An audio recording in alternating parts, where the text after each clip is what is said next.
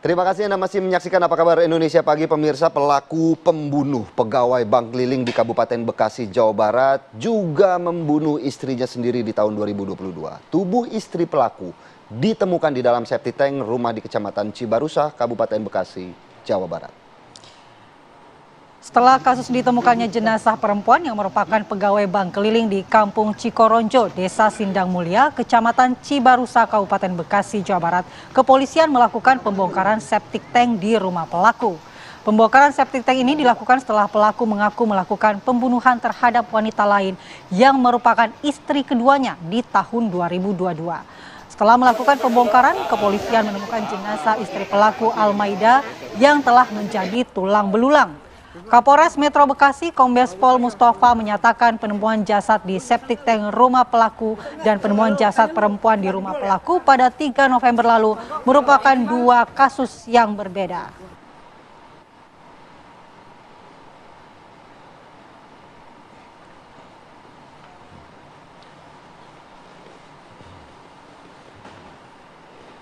Ya, kita mau mendalami bagaimana sebenarnya kasus ini. Kita mengirim langsung tim ke lokasi. Sudah ada rekan Felicia Amelinda di sana untuk mendalami dan melaporkan langsung kondisi terkini dari sana. Silakan Felicia.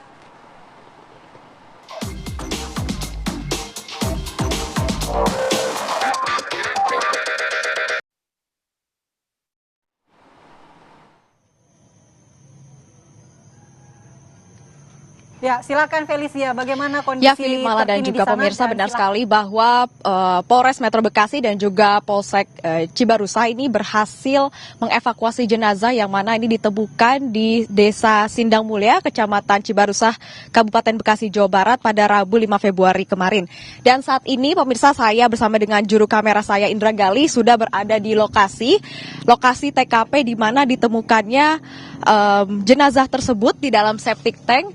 Ini memang kalau kami bisa deskripsikan lokasi sendiri ini memang cukup jauh, namun memang masih menjangkau para tetangga yang ada di sini. Namun memang lokasinya agak sedikit masuk dan dengan medan jalanan yang becek dan tanah liat pemirsa. Dan ini seperti yang bisa Anda lihat di layar kaca Anda, ini merupakan rumah yang menjadi tempat di mana korban dibunuh dan juga ditaruh di dalam septic tank yang mana ini dilakukan oleh suaminya yakni Sunardi yang berusia 43 tahun yang juga merupakan pelaku pembunuhan, dan jasad tersebut saat ini sudah dibawa ke Rumah Sakit Polri Kramat Jati Jakarta Timur untuk dilakukan otopsi lebih mendalam guna penyelidikan lebih lanjut.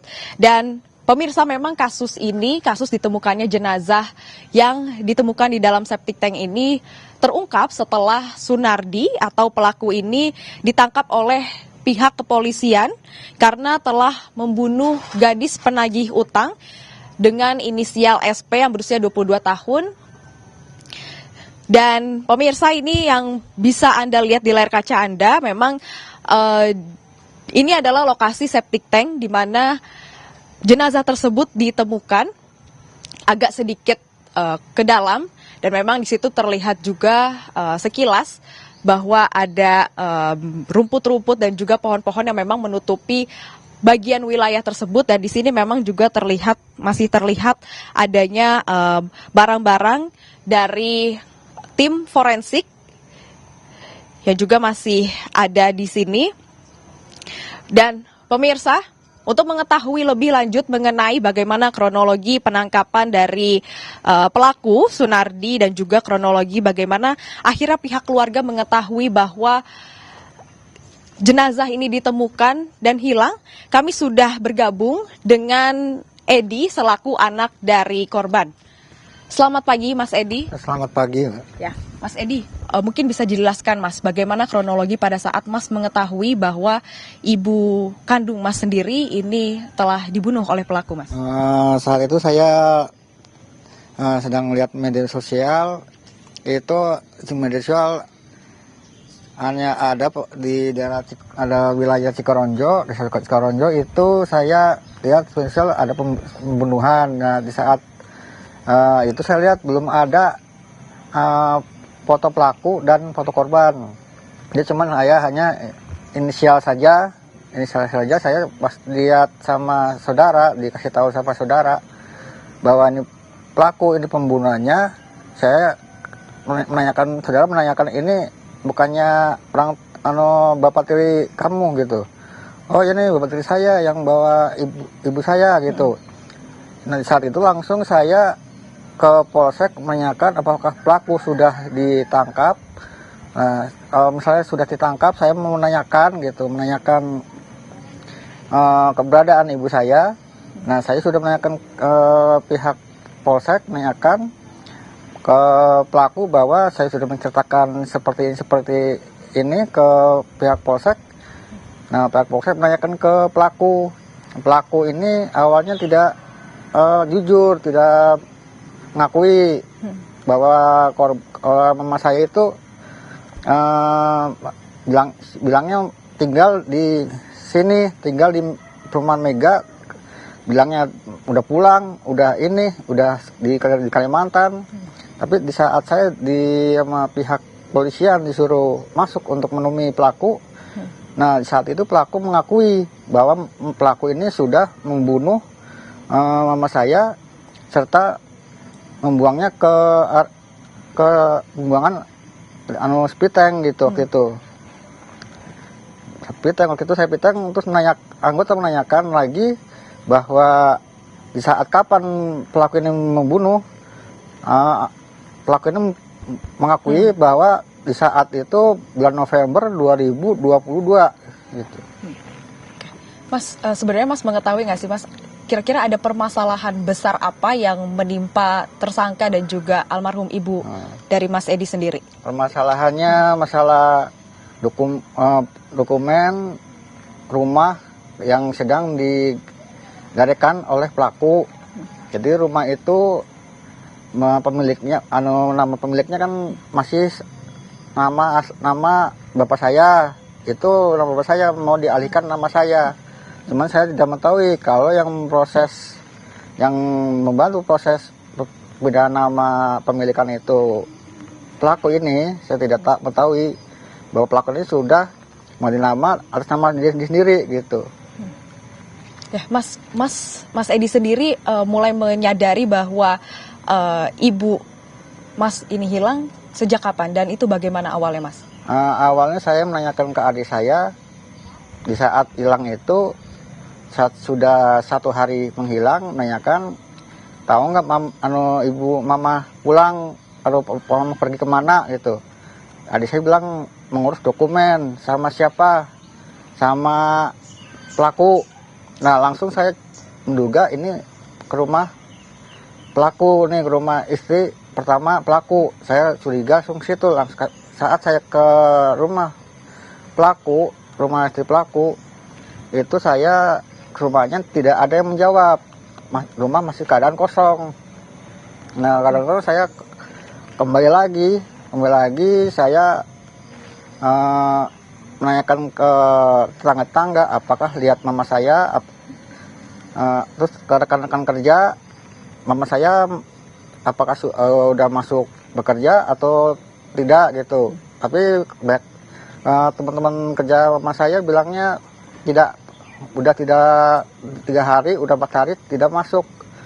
Nah saya curiganya ke pelaku ini. Pelaku kan yang mengajak ibu saya mengurus dokumen-dokumen rumah, sertifikat rumah seperti itu. Makanya saya mencari keberadaan pelaku sampai ke tempat pelaku biasa nongkrong. Saya ke sana tapi pelaku tidak ada sana gitu. Oke, Mas, untuk hubungan almarhum ibu dengan pegawai bank sendiri, Mas tahu nggak seperti apa hubungannya? Pihak mana? Dari pegawai bank keliling yang juga dibunuh oleh tersangka dan juga almarhum ibu. Tidak kenal, tidak tahu. Sama sekali mereka tidak mengenal satu sama lain gitu ya Mas ya? Oke, Mas, pada saat 2 tahun lalu, berarti Mas ketemu Ibunda 2 tahun lalu ya Mas? 2 tahun lalu. Itu pada saat 2 tahun yang lalu, apakah almarhum ibu dari Mas Edi ini keluar dengan membawa harta kah atau seperti apa Mas?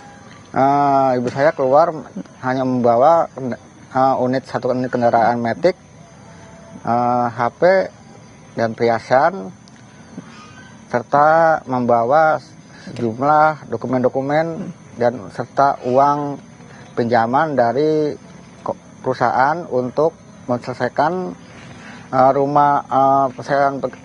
pegadaian rumah itu. Oke, baik, terima kasih banyak Mas Edi atas waktunya. Kami juga segenap tim mengucapkan turut berbelasungkawa atas kejadian yang terjadi ya Mas. Semoga pelaku dihukum seberat-beratnya dan juga almarhum ibunda bisa diterima di sisinya. Terima kasih, Mbak. Baik, itu dia tadi pemirsa perbincangan kami dengan anak dari almarhum korban yakni Mas Edi. Kami kembalikan lagi kepada Philip dan juga Mala di studio.